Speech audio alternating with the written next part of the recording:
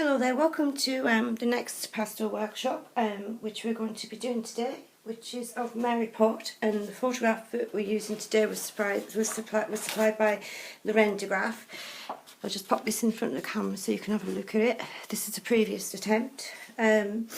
As you can see, it's a lot of reds and oranges in there, and it's a very simple composition, and I'm hoping that this will be perfect for you beginners and also intermediates. It's really nice sometimes to just be very tactile with the pastels and just push them around and have some fun, do something that isn't too challenging.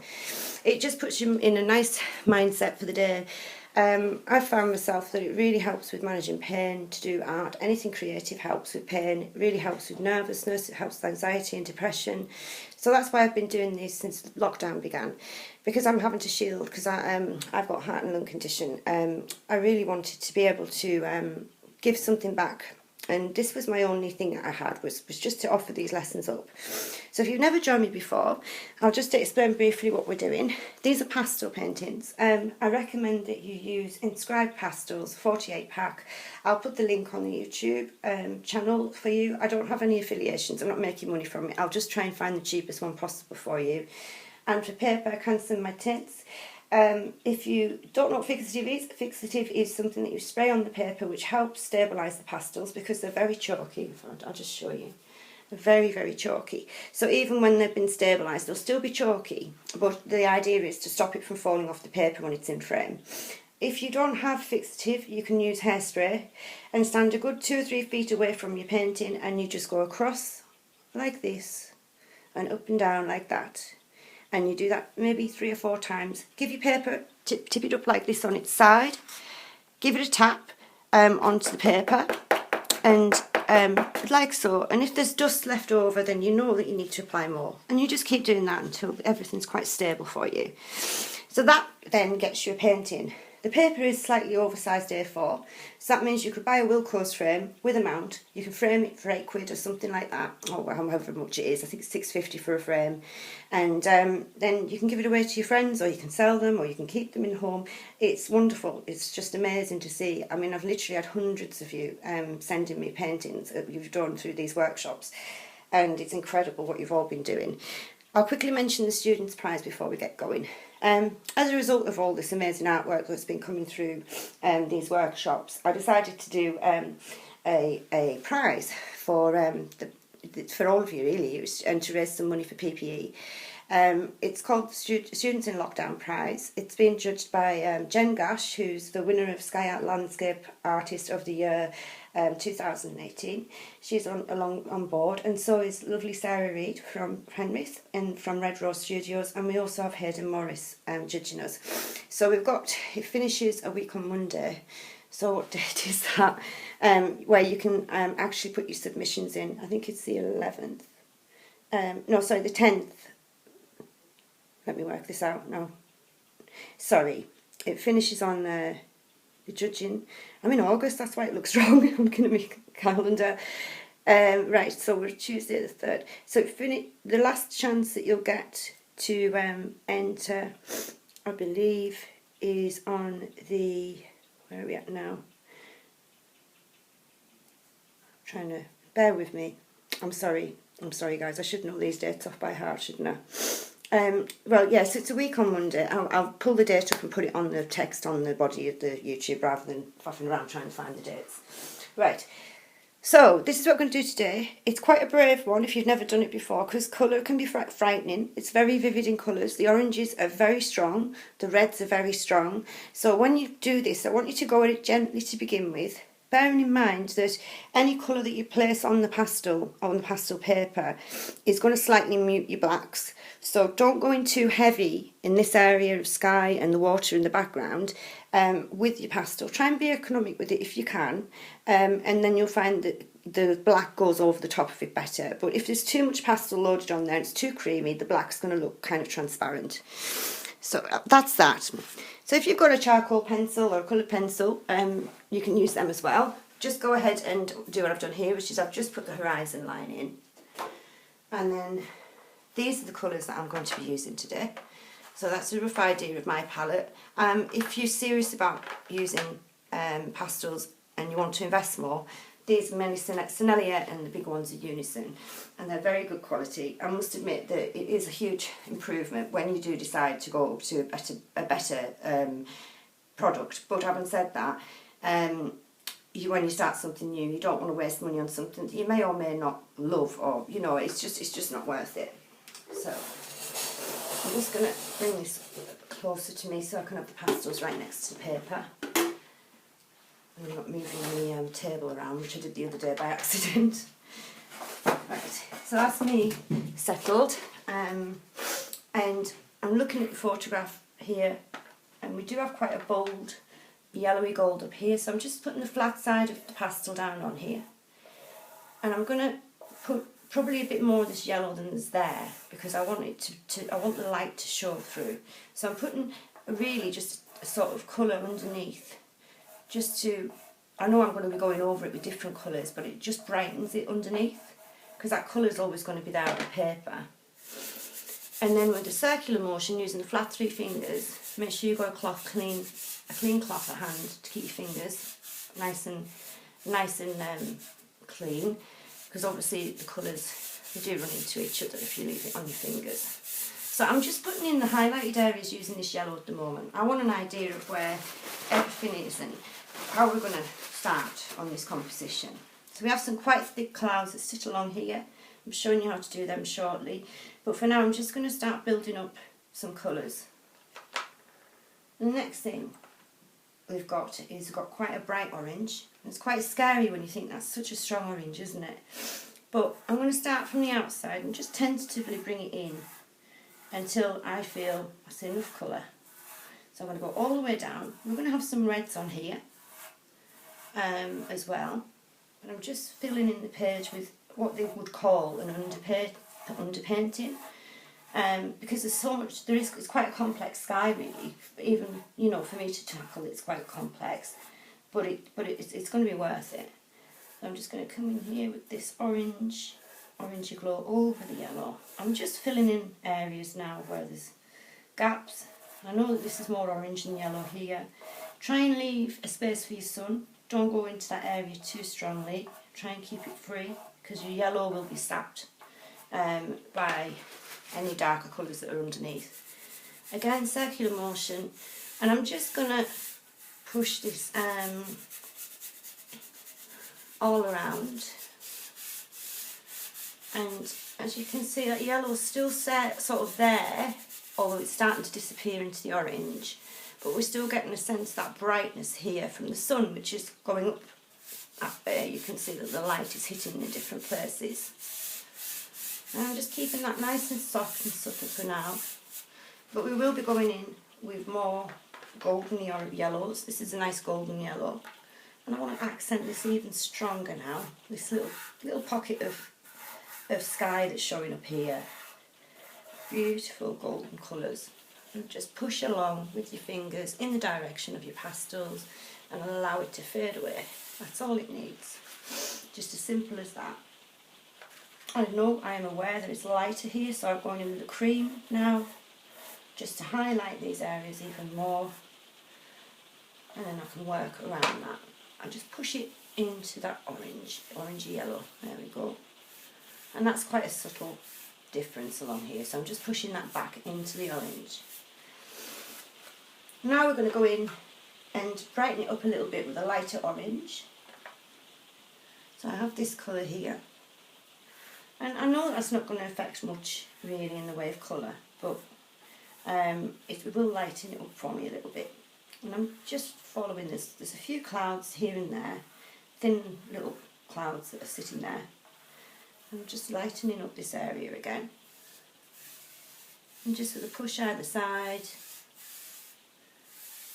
I'm just creating those different layers of colour first of all.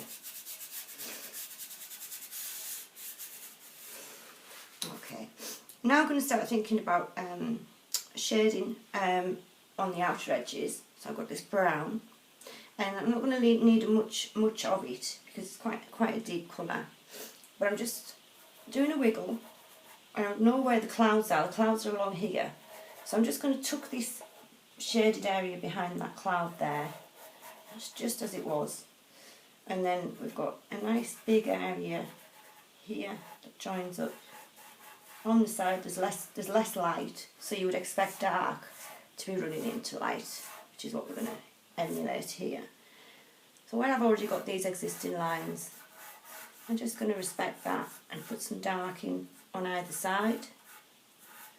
And we've got all sorts of things going on. So we need to remember the clouds are here. So I'm just going to continue with this.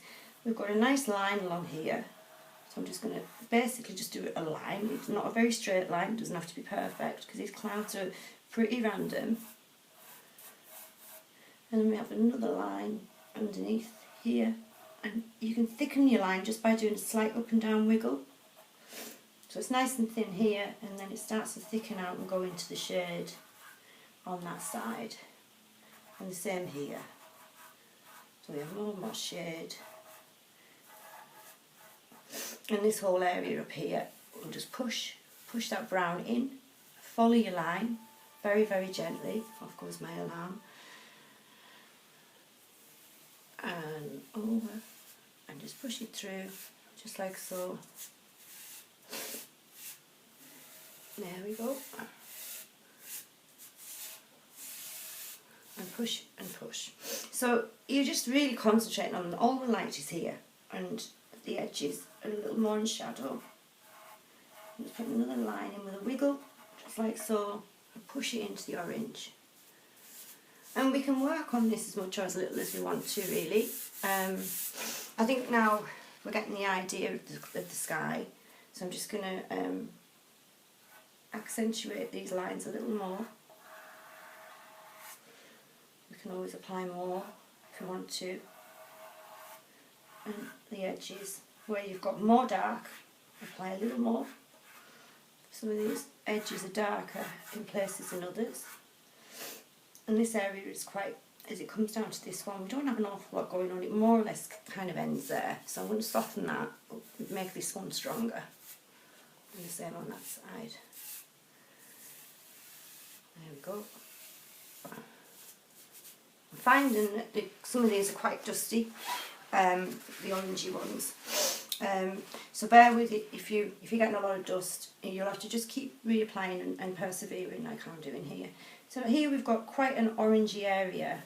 So I want to lighten this up with this yellow and really make it pop a little more. It's just a little too dark. And again here. And just push and push and push away. This is where all the light is. You can bring some of the dark back in by pushing that back in to the frame if you want to. Or you can push it away. And same this either side, and just gently push in, give it a blow. And then you've got this beautiful sun here. I just want to get rid of that bright yellow that's there. It's more of an orangey colour, but we'll come back to that in a minute. So the sun's very orangey, and we've managed to persevere with it and keep this area quite clean, which is good. I want to add some brighter oranges just on the sides of this area, just to bring that back in again. And there we go. And we're just going to continue with adding highlights and all sorts of things. So I'm going to put some more in here. There's quite a strong yellow there, and I'm really barely going to touch that. I really want that to stay where it is. Now if we look at the sun, it all looks like a really, really bright, vivid yellow, but what I would suggest, just looking at the photograph, is that its core is quite white. So you could go in for a very light cream or white, it's up to you. But I always find that pastels, they're brilliant for doing landscapes with, but sometimes they let you down a little bit when it comes to a sun, because sometimes it's just not strong enough, the whites. So I'm just putting a little bit of white there to begin with, and I'm happy with that. And now we've got this really, really bright yellow. And then all we're going to do is just do a couple of lines, filling in that area around that sun. Because the cool thing about this painting is that, you know, the sky is actually out of focus. So you don't need to be too exacting with your sky, but you'll still get a really effective result with it. So I'm just combining some of this yellow into that red. Into that white, sorry, and then I'm just going to push it slightly away trying to keep my fingers clean. Push it away. And there we go. Push it away. And we can carry on, like, you know, if you want to make this a little brighter with the white, which I think it needs. And we can push some of the oranges back into the frame just by coming on this side with this strong orange. Just a little, just give it a little bit of, and then all I'm doing now, try and get my fingers as clean as possible, is just tap, tap, tap, tap, because you just want to get rid of that paper, but you want to keep that colour. So I'm just tapping that in. We've got a lighter yellow here, we can mess around with that and bring that in a bit brighter and around the, I don't know what you call it, maybe a corona, I don't know. We're just gonna, and that's it really. I know it doesn't look like much, but when we put the grasses on and everything, I hope it will all make sense. I've already had to do this once before because I've had technical issues, so fingers crossed I can still do it justice. So that'll do for now. And then we're going to look at these clouds here. I've got quite a nice darkish slate colour here, so I'm going to go quite dramatic with the clouds. And I don't want anyone to panic when they're doing this because it's quite a big step if you've not done it before. But clouds are just so easy to form. You just form them yourself. So all I'm doing is I'm putting the flat side of the pastel on, and there is clouds that kind of, if I note some of the places like this, there's clouds that go along this line here. Okay, but clouds are nice and random, so just take your pastel and just do a random wiggle up and down, thin and thick, up and down, thin and thick. I'm not even looking at the picture now. You might have some sharper edges there, up and down, thick and thin,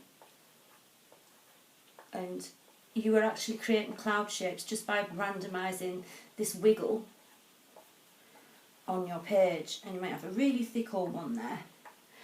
And that is it really. It's just a very random wiggle, and you've already created something that looks a bit like clouds, doesn't it? And something that you can be proud of. So the next thing I do is I'm just going to tap and just try and preserve the top of the cloud, but we don't need to be too exacting with that today. I always tell my students to avoid the lines where you've got harsh lines. You don't want to go in with your finger. But as I said before, this is out of focus, this sky. So it doesn't need to be perfect, and that's what makes it more interesting in a way. And just push this pit with your finger. I'm just pulling it down and pushing it around. I want to fill them clouds up now with colour, so that gets rid of all the oranges underneath. And then underneath, just give it a little swoop. Follow the line. Don't be too worried about how that's going to look, because the more that we blend the bottom line, the softer that bottom cloud comes, and the more 3D it starts to look, doesn't it? So then now I've got this shape, and I'm going to just trace the shapes that I've already created. Clouds are really just little semicircles here and there. Look, there's another semicircle. There's another one.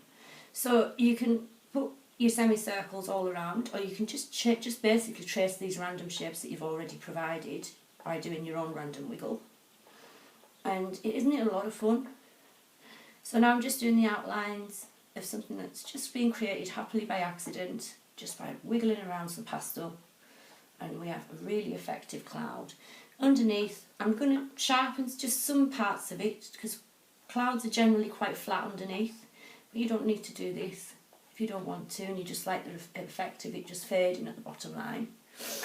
And then I'm just going to, I'm not respecting my lines at all. I'm going over them and allowing them to become muddy, because as I say, this is not in focus, so, but we want to give the idea of shapes that are happening up here.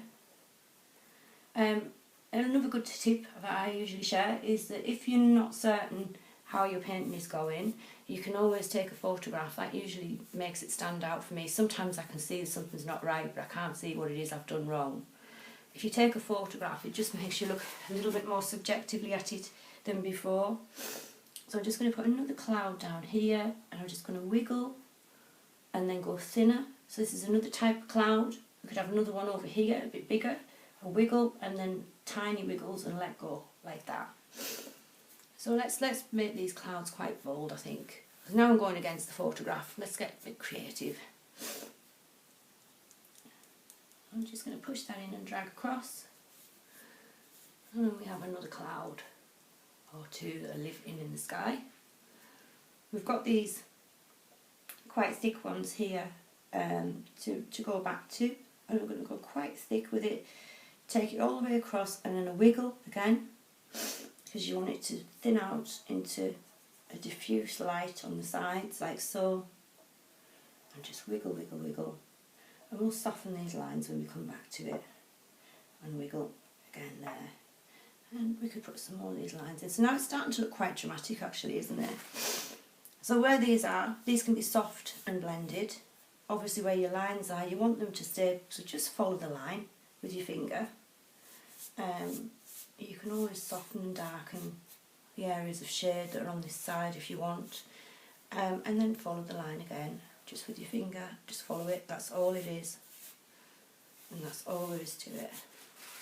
So we have got quite dramatic clouds, and it's much more dramatic than I did yesterday, and I don't know why. Maybe it's because I'm losing patience with my tech issues, so maybe I'm being a little bit more dramatic myself today. I'm going to add a little bit more of this yellow light. I want it to show that, you know, it's lighting up everything above it, the sun. And there we go, a little bit more yellow light. And so that's the dramatic sky, isn't it? I can't say that I'm too happy with it, to be honest with you. I'm thinking that maybe, I'm thinking this is too linear along here, this line here. I mean, it's okay, you know, if you don't get it right all the time. I'm constantly reassessing. And I'm just thinking the thing that's going to work the best is to just add a bit of yellow under these clouds, just to show that they're catching the light below, just to make it look a little bit more believable. I mean, this is your world, you can do whatever you like with it, but I'm just thinking, right, okay, well, we may need a little bit of light showing up on these clouds just to make this look a little bit more dramatic and just a little bit more, I don't know, a bit more correct, I think. And this particular clouds that I've done down here, we can just do what we did before and trace the tops of them. We might have a tiny little one here. Just give that a push. Just on its own there. But we're just now tracing the edges of these clouds again and just pushing it around. We've got a nice one here. Some little semicircle tops. And again, just push that line in and it's nice and diffuse. So it really is starting to look right now. I was panicking then, I thought I'd lost it. On the edges here, I'm just going to put the tiniest bit of a yellow glow. Because these will catch some of it, but not much.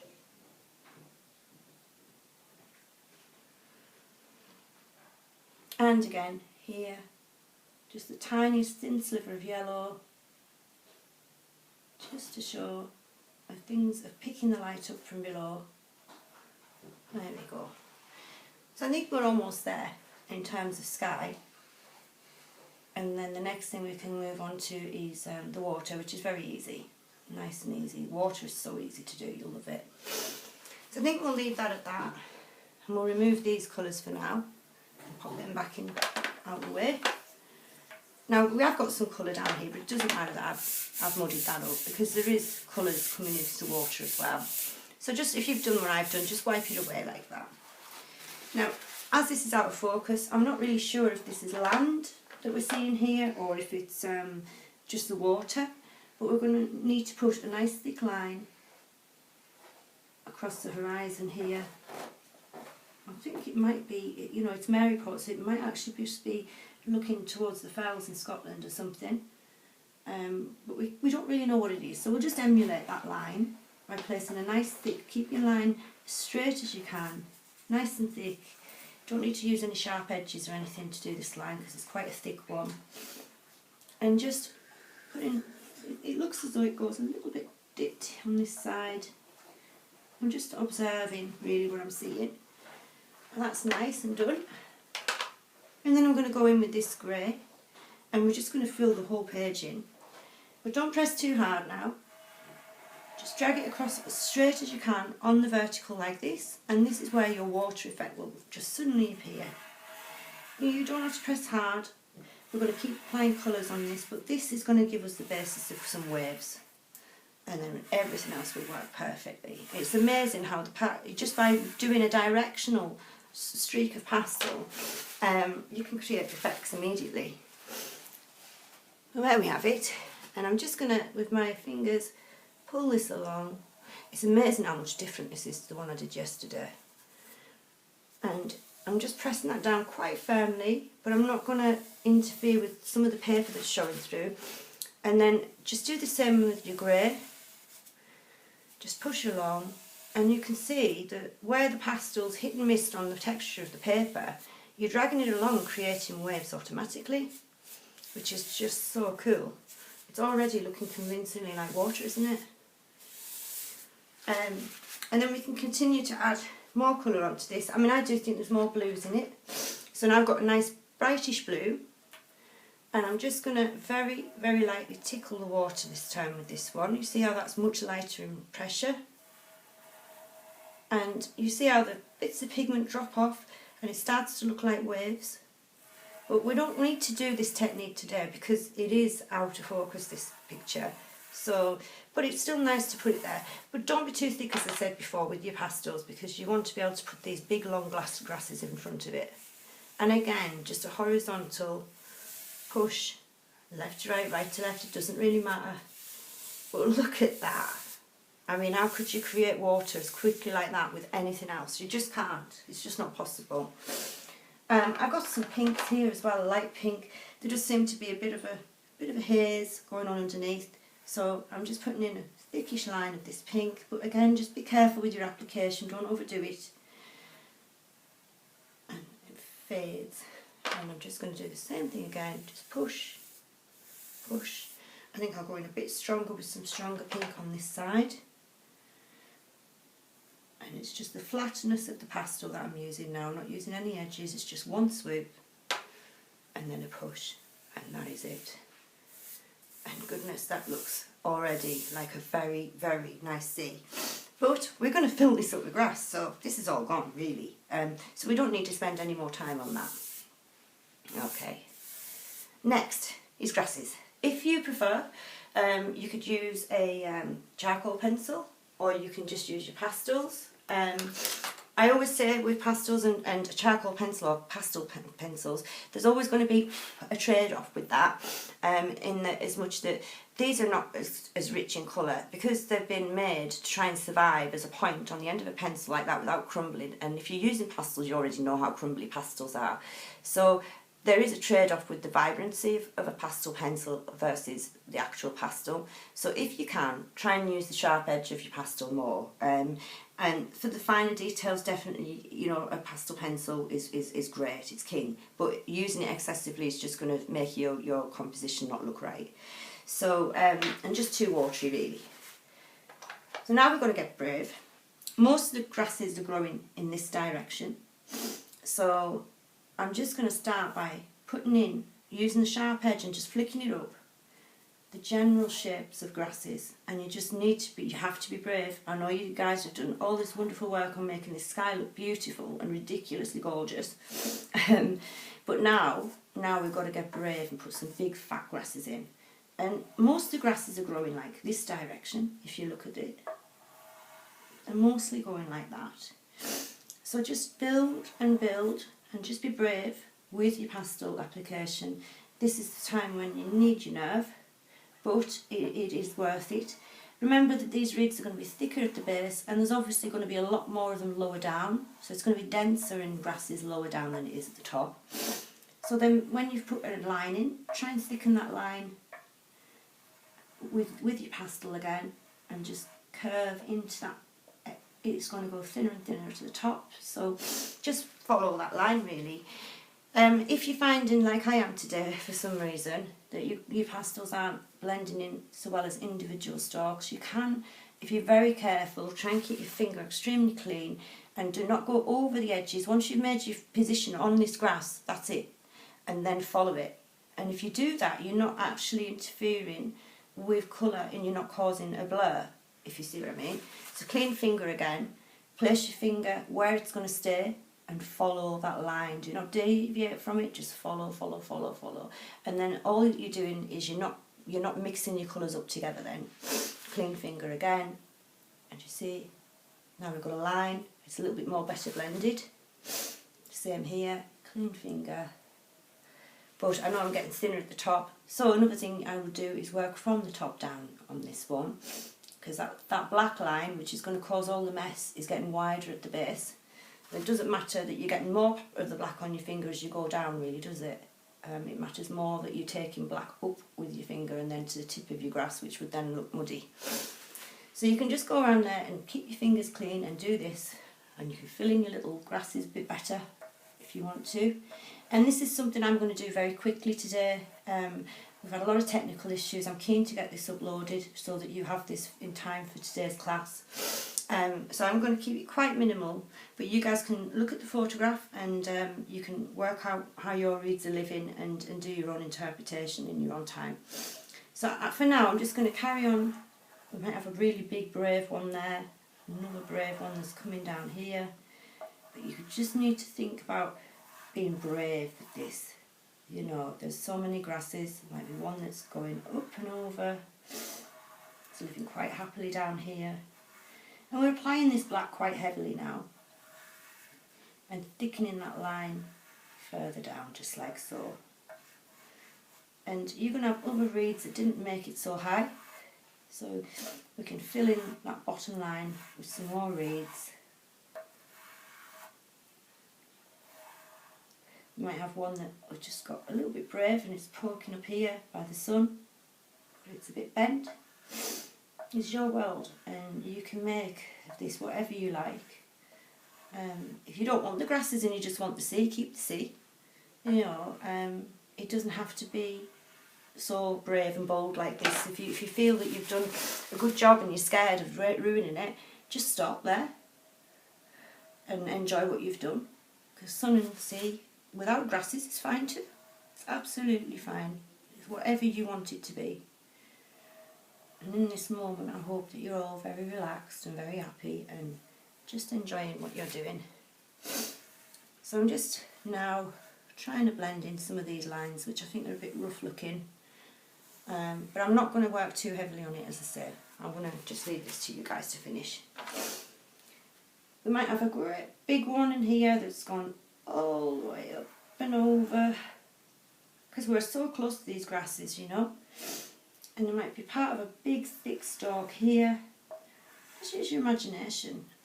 So this one here might be what it's coming off of. And obviously that's going to get thicker and then thinner, thicker at the base and thinner at the top. So we can retrace that and thicken that a bit. A nice sharp edge if we want it. And we might have others that are very much so in the same direction. This wind is blowing everything that way, isn't it? So all we're doing here is just being quite liberal with these lines. I mean, grasses are pretty straightforward things to do. As you remember, they just get thick at the end, thinner at the top. This might be a really big, thick, strong one. And he might have a thinner brother next to him. A little stubby one. We could have a nice tall one that's saying, well, I'm living up here and I'm not going to get bothered by the wind. I'm not rattled. And we just continue to add these lines. And I'm not going to go much more into it than that, really. It's your world and you can make these grasses live and behave and grow however you like. Just going quite strong with your bold lines of grass and just keep on with it until you feel like you've created a really good foreground of grasses here. And now I'm just going to now get quite randomised with it, and it's not that I'm losing patience, it's just I am very keen to get this online and ready for you guys today, because it should have been done yesterday, but unfortunately the video didn't work. I might have a nice strong one there as well. And you can put as little or as many or as much in the way of grasses on here as you like. It is your world. If you just want a few stalks, have a few stalks. I want to say, if you really love your sea and you want to leave it, just leave it. And, you know, but by all means, please share your work with me. My website is emmahunt.art. Hopefully there'll be more about workshops on there very shortly, as I'm just gearing up to that. It's only just gone live. I hope you like it. A lot of my stuff is announced on Facebook currently, but I am gearing more towards YouTube now, trying to make it more available to everybody, not just people that are on Facebook, because I know some of you have to sneak in with an account to get on to watch it and to take part, and I want to make it as inclusive as possible for any age, for anywhere, you know, and that's basically what we want to be doing. So now I'm just going to quickly, because I'm keen to finish this, and I'm sure you guys will do a much tidier job.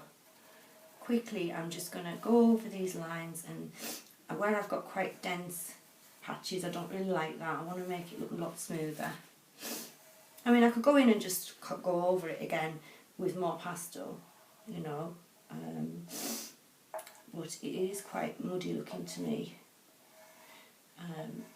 For now, I'd much prefer it to be a lot sharper. So I'm just going to go in a little harder with the pastel at the bases as well. And I'm sure you guys will be able to make a much better job at making these grasses not look so muddy. So I'm just going to give that a blow. And again, I'm just going to start where there's thicker areas, just trying to soften them lines so they don't look so muddy. But you've got to be careful, because obviously the black will overlap into the greys behind, so constantly keep your finger wiped if you want to avoid that kind of effect. Because you can see here there's a bit of the black gone over on that line, but if you keep your finger clean and don't deviate from that line, it will work. So from the thin part up, just trying to keep your finger as clean as possible, just to make that line a little bit more definitive.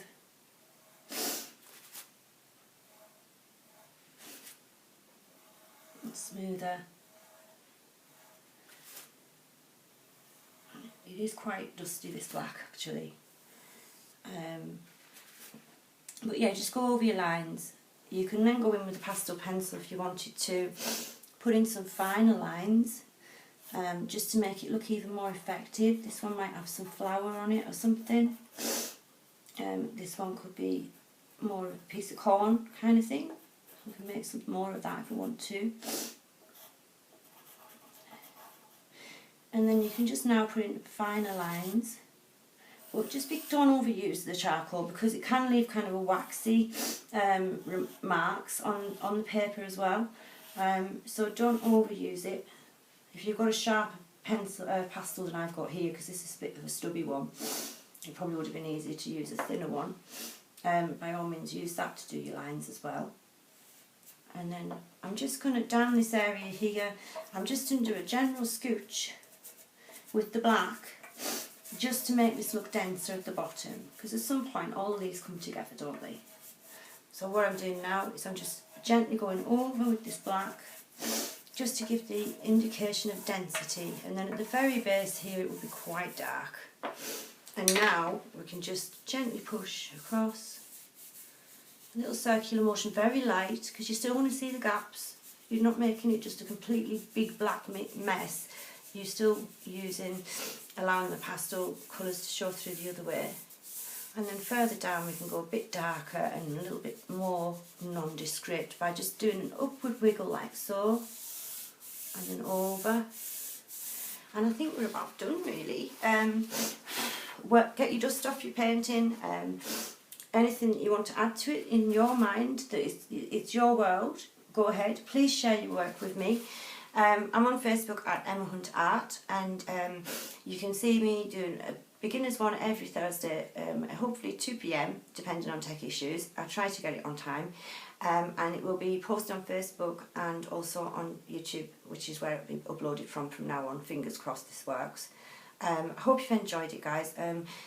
please give me a like and a follow on the page, and then you'll be updated with the regular events that are occurring. And I really hope you enjoyed it, and that you join in with me to do these workshops. And I'd love to see some more entries for the competition as well, because your artwork is absolutely stunning. You're doing so well, everyone. So that's it. Sign your work, and please send it on to me. I love seeing it. It makes my day. And I hope you've enjoyed it. See you soon, guys. Bye. Bye.